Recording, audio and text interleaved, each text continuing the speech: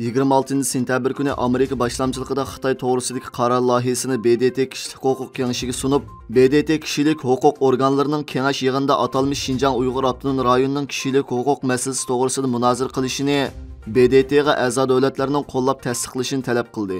Fransiya agentligining xabariga qaraganda, bu loyihaga Angliya, Kanada, Shvetsiya, Daniya, Finlandiya, Islandiya va Norvegiya birlikda imzo qo'ygan.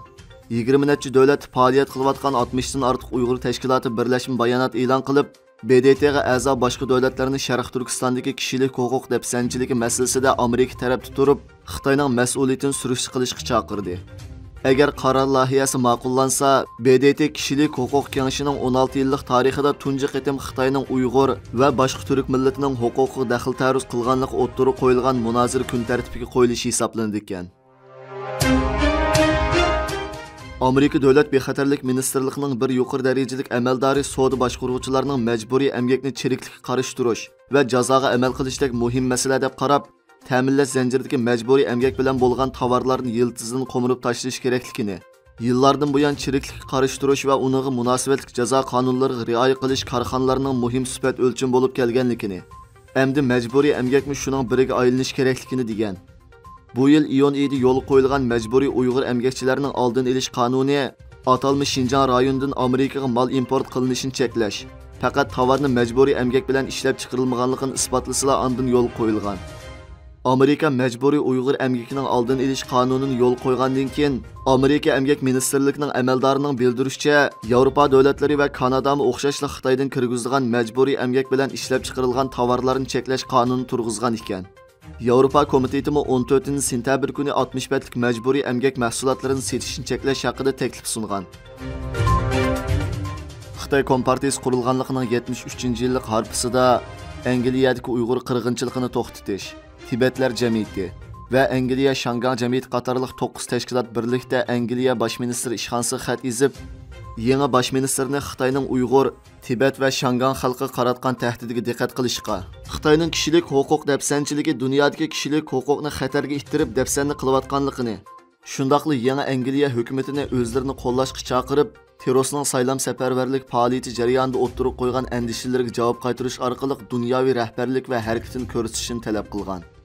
Shuning bilan bir vaqtda 5 konkret tadbirni o'ttirib qo'yib, Angliya tashqi ishlar ministrligi va terrorist vakillari bilan yuztirani ko'rishib, Xitoy hukmronligida azob oqibat chekayotgan kishilarning turmushini qanday qilib o'rtaq tirishishini muzokara qilishni talab qilgan.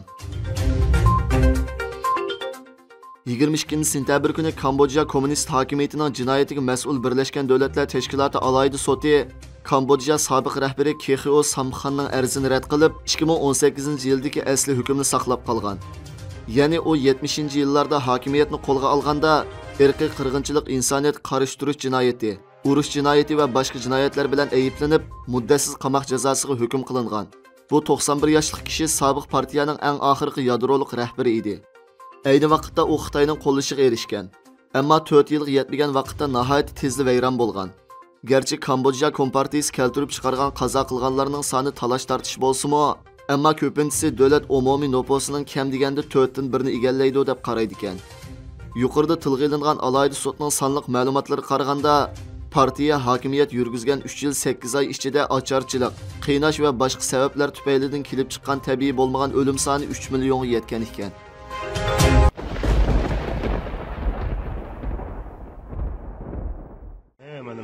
Onun ayının birinci günü endi de chiqib kuchda etgan bo'lgan, endi tijoratlarni boshlab bir qilaylik desak, ya'ni so'nib ketdi. Qachonmi ichlan? Biz bugun jondan to'ydik. Bir oila kishilarini achqib etishini talab qilaman. 2 oydan beri suluqda yotdik. Biz kunlik ishlab jon boqadigan odamlar. Halang nakashdi deydigan bir mikadir yo'q. Shechi uchunda say agapirganing yo'qmi desam 2 kunga jonlik javob qildigan, zivon so'rgan odam chiqmadi. 3 kun tamoq yalamadik 8-oyda. 9-oyim chiqib ketay dedi. Shuning bilan agapirga yey telefon qilmanmi? Zivon so'rgan odam yo'qmi bu yerda desam chundan deb berdi. Shunda qilib 5 kun tamoqsiz qoldik. Bugün Xitay tacavuzçılarının Stalin başlap gelgen qoşun bilen vatanimizni mustamlik qilgan kuni. Bizning xalqimizning vatanimizni mustaqil qilib, milyonlagan qonlarni to'kib, bayrog'ini tikligan bayrog'ini yiqitgan kuni. Qarindoshlar, biz mana shu kundan tortib Ruslar va Xitoylarning birlashib zaminimizni besib olish, zo'ravonlik qilish tajovuzchilarning mushu zulmi ostida yashab kelyapmiz. Hozirgi beshimizdan o'tayotgan kunlarni o'zinglar bilasizlar.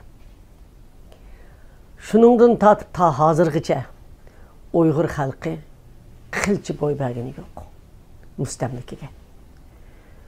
Aş besib olgan kundan hozirgacha inqilob vatanning ichi teshida inqilob qilyapti. Vatanni qaytarib olish uchun, davlatimizni asliga akilish uchun Uyg'ur xalqi mayli 50-yil bo'lsin, mayli 51-chilar partiyasi Uyg'uriston 51-chilar partiyasi bo'lsin, mayli 57-yilga qurilgan tashkilot bo'lsin, mayli 62-yilga qurilgan tashkilot bo'lsin, mayli 68-yil yoshlarning qizil batalyon aşı 25,000 adamni ochiqqan universitet o'quvchilarining Uyg'ur tashkiloti bo'lsin, mayli 7-oyning 5 vaqasi bo'lsin, mayli Borin vaqasi bo'lsin, mayli Xotan vaqasi bo'lsin, mayli Mijitsilin vaqasi bo'lsin, mayli Oxnubkamlarning masalasi bo'lsin, mayli ili vaqasi bo'lsin, qanchilgan qurbonlarimiz aşı Xitoyning avtomatining ostida ayaqdan Rus, ayaqdan Xitoy mushu tajovuzchilikning ostida turib, o'zining vatanining ozodligi uchun, xalqining erkinligi uchun milyonlagan qahramonlarimiz qon to'kdi. Amma adamning ma'lum bo'lgandek, 10-oyning biri atalmış Xitoy Xalq Cumhuriyetininki qurilganligininki 73-yili. Ya'ni bu atalmış Xitoy Xalq Cumhuriyetininki qurilgandan keyin Xitoy Xalq atalmış Xitoy Komünistleri ve Xitoy Xalq Cumhuriyetleri Şarkı Türkistan'a bes kirip bugünkü kadar davamlaşıyotgan ırkî kırgınçılık, mustamlike ve işgaliyet hareketlerini hep beriyotdi. Bunun karşı biz barlık Şarkı Türkistanlık kırındaşlarımızı, dünyanın her kaysi yerlerindeki kırındaşlarını ür turup, özünün turuşluk devletlerde ki meyli şu prezidentlerinin binası olsun, yani bizim Amerika'daki Aksaray'daki veya ki Tashqi ishlar ministerligining oldida veya ki parlament binalarının oldida namoyish qilib, xalqaroga chaqiriq qilib, xalqaroni Sharq Turkiston masalasiga aralashib va sizning Xitoyningki davomlashayotgan irqiy qirg'inchilik, mustamlika va ishg'oliyat harakatini to'sash uchun harakat qilishni chaqiriq qilishimiz kerak.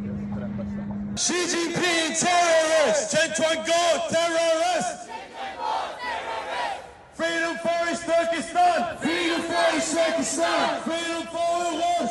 Freedom for the world! Justice for the world! Justice for the world! China stop killing! China stop killing! China stop killing! China stop killing! Völkermord. In Wolfsburg steht sogar ungefähr 300 Meter vor uns ein Denkmal, das die Bürgerinnen und Bürger der Stadt Wolfsburg gesetzt auf Beschluss des Rates der Stadt Wolfsburg am 1.10.2008 dort aufgestellt haben. Die genauen Worte dieses Denkmals lauten: Während der nationalsozialistischen